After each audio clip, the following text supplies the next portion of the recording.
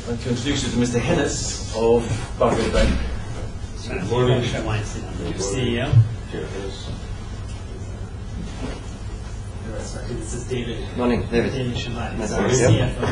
CFO. This is Jan Yuzos. Unfortunately, our operator had a supplier this morning, so he had to skip. But we have his input already in the information.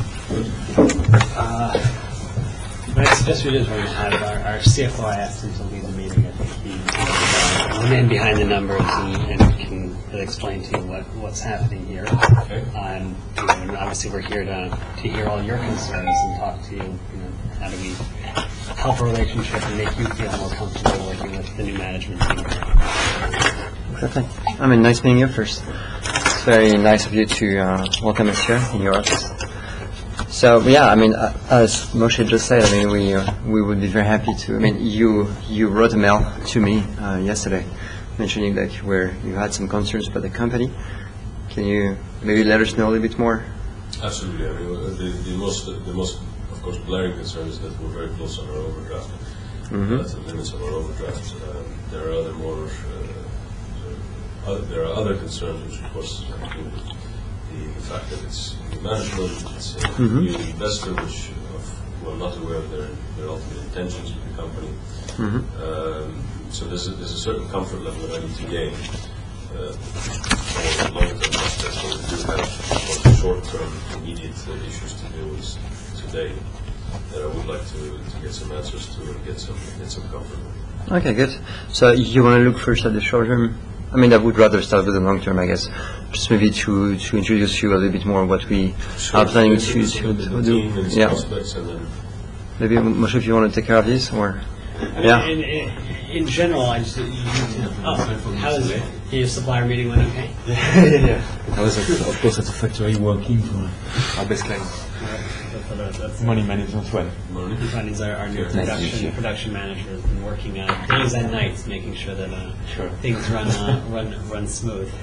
First, I mean, I think as general, just to give you a little background, we are personal investors here with the investment team, and we are obviously backed by a private equity firm that put in a large amount of money, and us each personally together put in around 100,000 pounds into this business, and we're here for the long run. I mean, this is not a quick come in, break the company apart, and get out of here. We've all invested. This is our careers, and we're here because we want to run a business. We saw the opportunity to, in some sense, improve the situation, really take this company to the next level it needs to go to, and previous management got out of this because they weren't ready to do that, and so we sat and again we've come in and we've been hit with a couple of surprises that we weren't expecting. There was asbestos was found in the plant that we weren't aware of, and actually between us, I've uncovered that previous management knew about this and didn't report it. So we're hoping that at least from our point of view, this expenditure will be covered by them. What's your equity stake versus looking in the new company?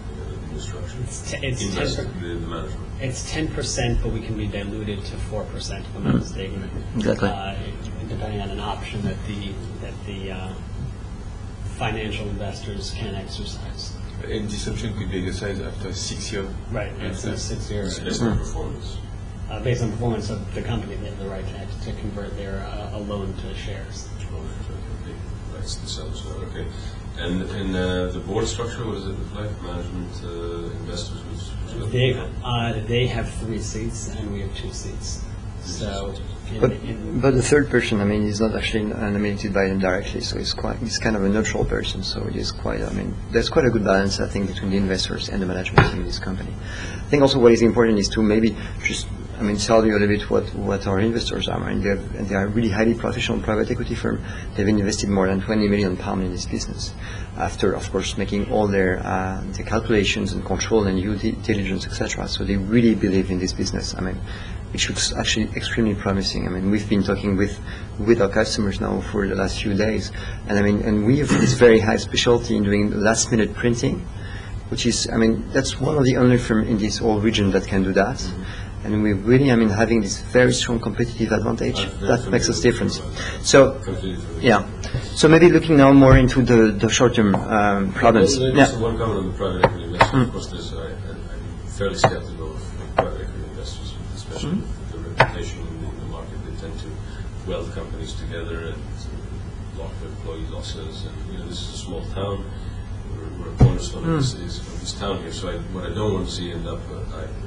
This is obviously something that I would tell you as personal recommendation, because you're not from Chatham here, but is that be careful, because sometimes the ultimate aims of these investors is not for the best benefit of the community. So Sometimes, yeah. Which is actually not the case here, because here, I mean, we really, I mean, facing a challenge of growth. I mean, the plan of both them and us is to grow this company.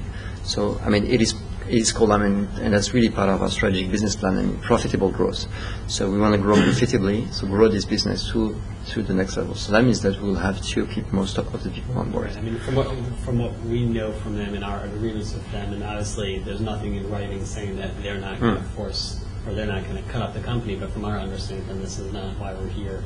I mean, we put in personal stake thinking that that's not the plan, so I don't think we have anything to worry about at this point in time. It's just that's not the intention. This isn't a company that you can come in and just split up a line and sell it out. It's an operation that runs unified, and I don't think that this is really an opportunity for them to, even if they wanted to really just chop it up and sell it. But it's at the end of the day, it's to make the place as efficient and profitable as possible. So that way, it's good for the town, it's good for us, and it's good for you at the end of the day. Okay, so why don't we move to the more immediate issues? Yeah. So, I mean, obviously what happened is that, I mean, 1998 I mean, 98 and 99 were quite good years. I mean, but last year has been extremely bad for the company. I think one of the most obvious reasons is that the seller was selling the company, and therefore, I mean, spent, I guess, more time selling the company, which took him about a year and a half. Than spending time with his customers, and that's actually the feedback that we get from customers. And therefore, the year last year was not, I mean, as good as usual. Even though, I mean, it was positive. I mean, as you've seen, because I understood from your mail that you got the reports from our 00 accounts. Somehow I did get the reports. So you saw that I realized that it's not a very good indication of control measures, but I hope that you. I mean, exactly.